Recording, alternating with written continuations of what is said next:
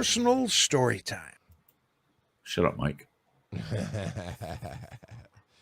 All right, Joe, I think you brought this one in. Yes. So this is the story of me starting college. So when I got off of my 2-year mission for the church, I had $50 in my bank account, and I was going to college in about 2 or 3 weeks. And so I being an idiot, I threw all the stuff in my truck. I had a truck with a top on it on the back, so I threw everything in the back, and I drove to the town Rexburg, Idaho, because that's where my college was. And I showed up there with nowhere to live, $50 in my bank account. The only pre-planning that I had done was talking to my cousin who lived there and asked if I could stay the night at her place. And so I did have a list of apartment complexes to call through that were recommendations. And so I started going through that list, and everyone was like, yeah, no, we have, not only do we not have any openings, but we've got like 12 people on the waiting list. You're not getting in. And so ended up finding one place that was like, actually, I just had someone say they weren't coming back this next semester. If you want to stop by and take a look and agree to take it today, we will bypass the waiting list for you. And I was like, okay. And since that was the only place that said that they had a place that I could actually stay at, I was like, sure, I'll come take a look, knowing full well that I was planning on saying yes, regardless of what it looked like, because having a roof over your head's a pretty good thing to do. But it ended up being that I was in basically the same apartment complex that my wife was at the time.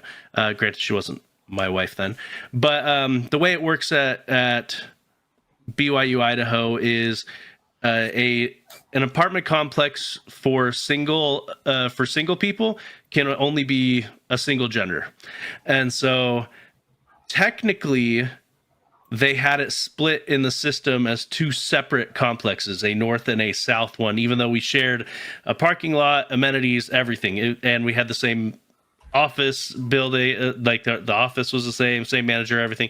So it's just on paper they were 2 separate ones.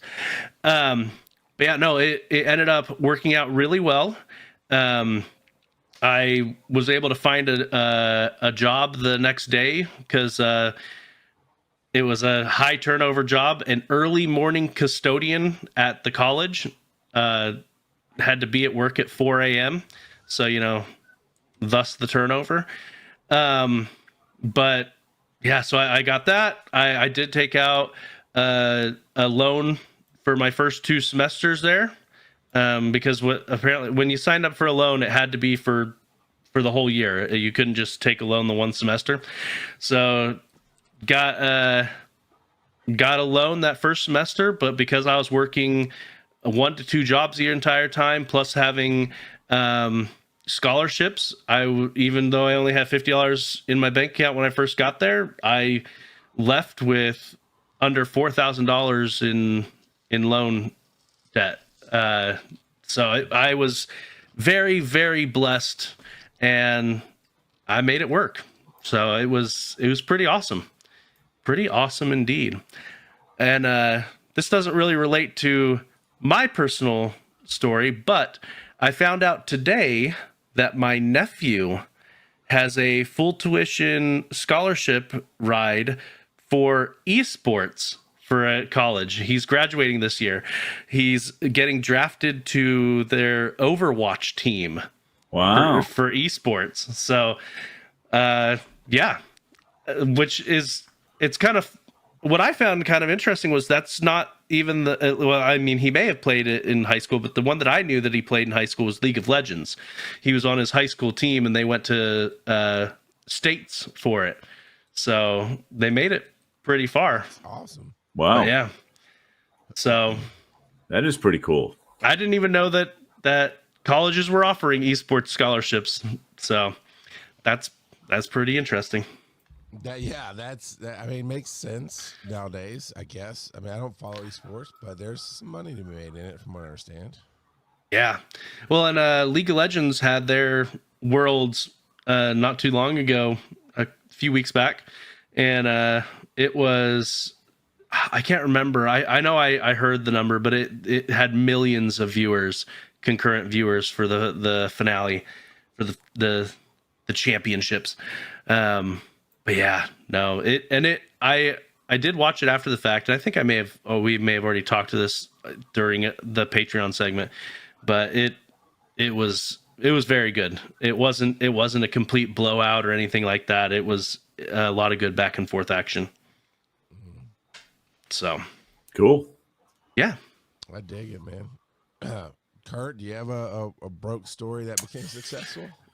Well, I mean, I don't remember if I've told this before, but it was more about my wife and I had just gotten married, and we were both out of work. I had been laid off because my bosses. I was working for a startup, and there were like four of us, and my boss got cancer and died. Well, and so the company had shut. I'd been out of work for about a year. My wife was working for an insurance company, and she had just gotten laid off because they basically shut the division. So I had sent out, I don't know, 40, 50 resumes to video game companies because I was in the industry at the time. And I got a response 6 months later after sending out the resumes. And they said, hey, are you available to fly out to California to interview for a job? And I said, yes, I am. And they flew me out, offered me the job. And 2 weeks later, we got into my car with a TV, a card table, 2 beanbag chairs, and our clothes, and my computer. And we drove cross country. That's all we took with us. And we ate.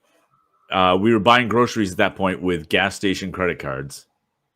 So I had a Chevron card, I had a mobile card, I had, like whatever we could do to just buy food, and drove cross country. And the company luckily had an apartment that they used for visitors, and they let us stay there for 2 weeks until I got my first paycheck, and then I got an apartment. But we didn't own a bed for 6 to 8 months. Oh man. Yeah, so we slept on pool floats because I went to Walmart or Target probably at that point and bought pool floats, which if you've ever tried to sleep on those long term, they deflate over time. So never comfortable. Sure. Now, Yeah, are you talking about through the night, or are you talking about over days? Oh, through the night. Yeah, through the night. Okay, yeah. And so so all of that is, we had nothing, and we finally were able to pull it together by just hanging in there and making do with what you need to do. So that was really it. I mean, that was kind of the lowest financial point for us ever. And so ironically, I've had family members that say, you guys are too independent. You don't rely on the family for anything. Okay. The only similar story I have, my wife and I made bad decisions when we were first married, financial decisions, and we were going to her father to ask for money from time to time, and to her mom, and the short version is her dad had left the family when they were little and came back into her life as a teenager, maybe a year or two before I met her. So he really felt needed. So when we finally grew up, I mean, I'm talking about, it took a couple of years, right? It's before we had kids, but it took a couple of years for us to grow up and go, okay, we got to stop spending bad money and manage what we were making. but when we've stopped asking for money and we're able to pay our bills ourselves, or like she had a blowout and he came out because I was at work and away from her, you're miles and miles away from her. So he came and helped change her tires. Like, oh yeah, we'll get it towed. And it's like, no, I'm good. We changed the tire. We'll just go buy a new one tomorrow. It really hurt his feelings, Kurt. You don't depend on the family life. He liked feeling needed, Yep. and feeling like he was helping out, because obviously, I mean, I'm inferring, but making up for lost time, whatever you want to. Yeah. That. Okay. Yeah, it was, and he didn't really say a lot about it, but it hurt his feelings that we grew up and we didn't ask him for money anymore. And I'm like, I get it, but also I'm tired of watching my wife cry as she asks you for money, because it's embarrassing and tough, and we're just going to handle it. So. That it is kind of a strange thing, right? I mean, it's and yeah, the people who had criticized us for being too independent were my parents, and mainly because my brother and my sister spent a lot of time leaning on my parents for stuff, living with them, and just relying on them for adult stuff. that they were capable of doing. So that was the other part of that.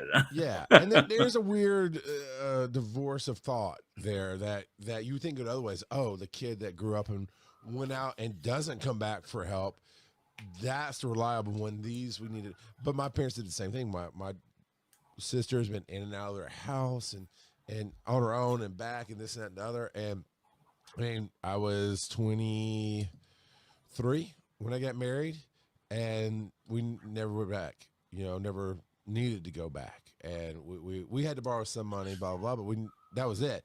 And there came a point in time that my mom was sitting down and talking about maybe when my grandfather passed or whatever. I mean, how that goes, and you're like, okay, I gotta get my will in order and blah blah blah blah. And she was talking about that, and she's like, "Oh, we're gonna make your sister the executor." And I went, "Why?" I went, well, because she knows us. I'm like, no. I'm the paramedic in the family. You've said, for as long as I can remember, if something ever happens to you, you just want to spend a week on life support, playing praise music 24/7, and then if after that week you're not back, pull the plug. I was like, look at my dad, look at my sister. They ain't gonna be able to do that. Yeah. I'm not saying I don't take pleasure in it, but I deal with this like every day for my career. You kind of want somebody who's not that close to you to be in charge of this stuff, but it is what it is, and it's fine. But yeah, I brought it down, but that's okay. It's what you do. Sometimes. But I love that you just showed up to college. So, but you knew you were going to be able to go to college. I mean, even though you had $50 in your bank account, it wasn't like you showed up with $50 in your account going, crossing my fingers, I find a place to sleep tonight, and maybe I can get into a school that costs thousands of dollars. Yeah. The school I chose, relatively cheap. It's a university. It's a fully accredited university, but it costs more like a community college. So. Now, it's Brigham Young, right? Yes. Yep. Yeah. Brigham Young University in Idaho. Football team ever, but well, so Brigham Young University, Idaho, doesn't have any teams. My point stands. So, my question is it that cheap for everyone or people of the church? It's when I went there, it was like $200 cheaper per semester for people who are members of the church. So it's still affordable, just slightly more affordable for the churches. Yep. Gotcha.